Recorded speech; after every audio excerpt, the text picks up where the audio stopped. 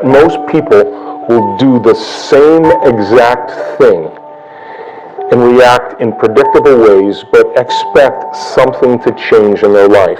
And Darwin had it really well when he said, it's not the strongest of species that survives or the most intelligent of species, but the one that's the most adaptable to change. And if you look around the world right now, whether you're looking at the economic model or the political model, or even certain aspects of the religious model, the environment, the medical model, there's several different parts of our culture that's beginning to collapse.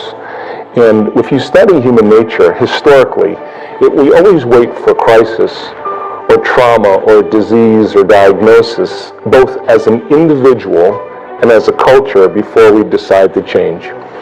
And if you look at this and you study it in history, it's a sign that something new has to be born. So as the old model of reality begins to change, something else has to replace it. So we have two ways that we actually face crisis. We can either face crisis in a state of emergency, which in the beginning of a crisis is healthy, or we can face crisis in a state of creativity and innovation. So let's talk about that biologically, because it says a lot about how a culture responds, or a person individually. When you and I react to conditions in our life, stressful conditions, we turn on a very primitive nervous system called the fight or flight nervous system, or what's called a sympathetic nervous system. And when we react to our external environment and we see a chaos or a threat or a trauma, our primitive nervous system tells us that we either have two options. We either run or we fight. And we mobilize enormous amounts of energy because from a historical standpoint, running and fighting from a predator was the best way for our chances of survival. So our stressors have become a little bit more complex. We have finances, we have jobs, we have traffic jams, we have internet connections, we have second mortgages, we have single parenting. And all of these elements turn on that primitive nervous system as if we were being chased by a lion.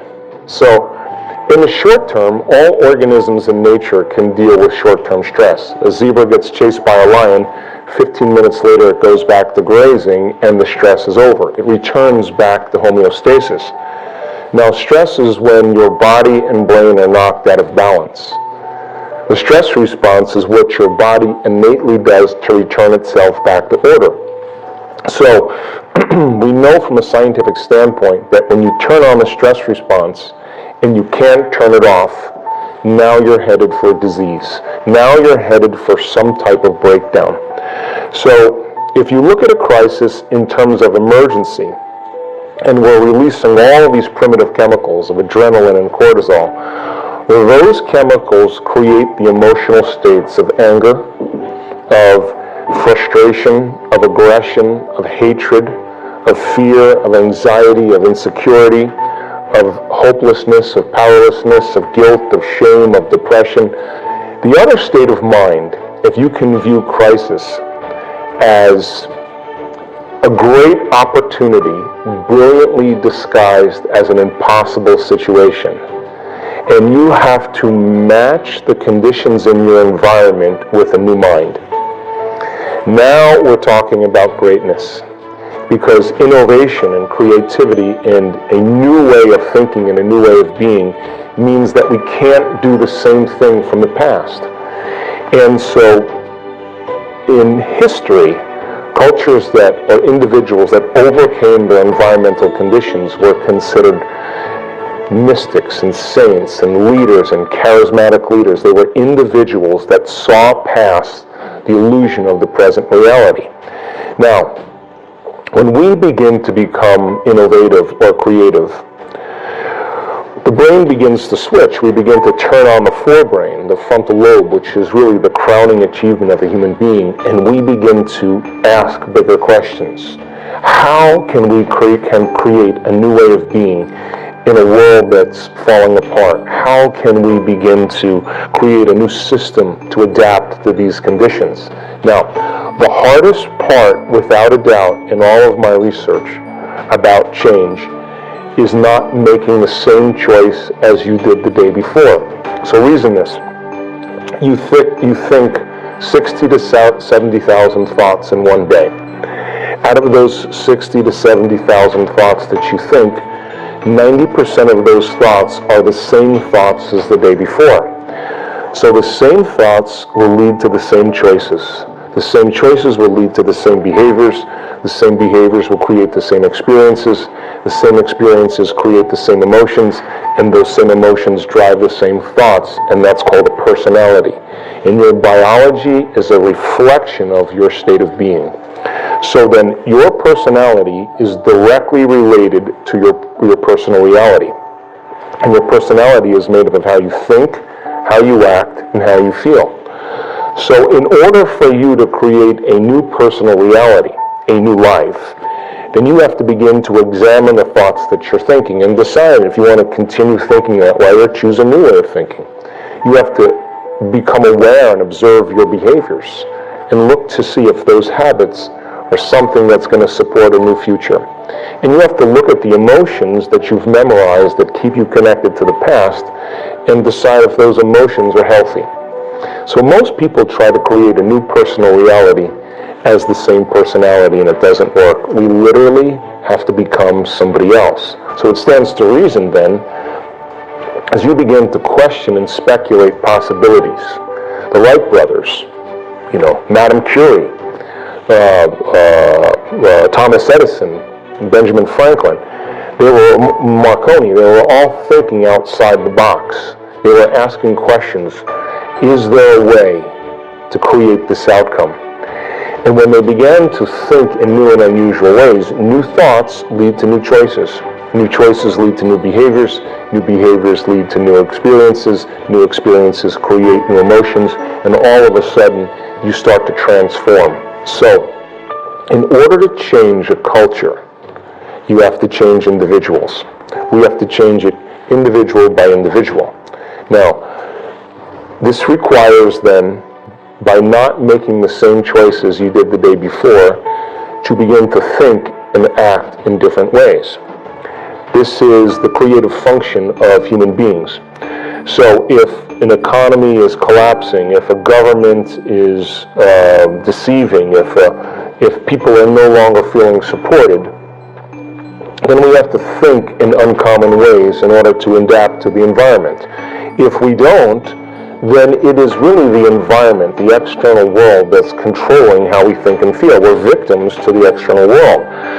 Is it possible to change the way you think and feel and have some effect in your environment? Now, that is a concept that when people are struggling to survive becomes very difficult, because you're still worried about the food on your table, you're still worried about the well-being of your children.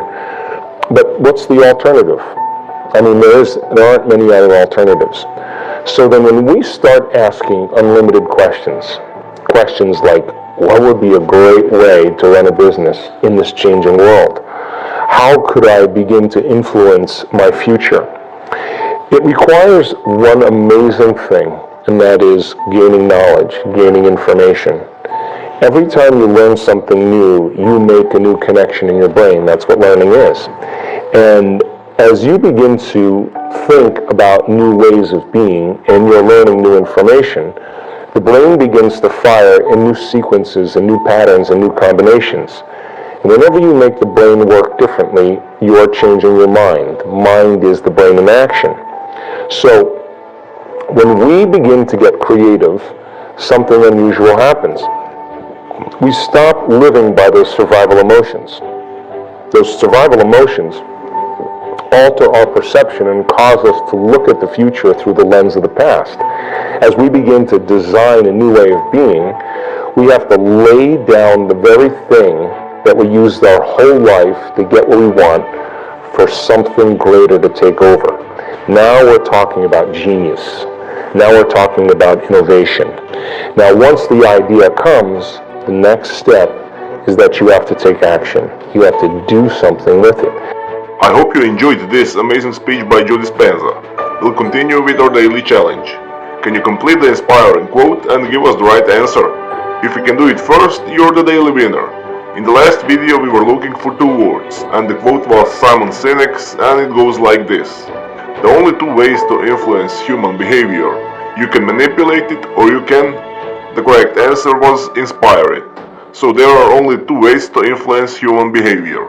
You can manipulate it or you can inspire it. Congratulations to everyone with the correct answer and to everyone who tried but didn't guess. Today we have the quote that belongs to Joe Dispenza, and it goes like this. To be happy with yourself in the present moment while maintaining a dream of your future is a grand recipe for... So we are looking for one word only, and I'm sure you will know the right answer.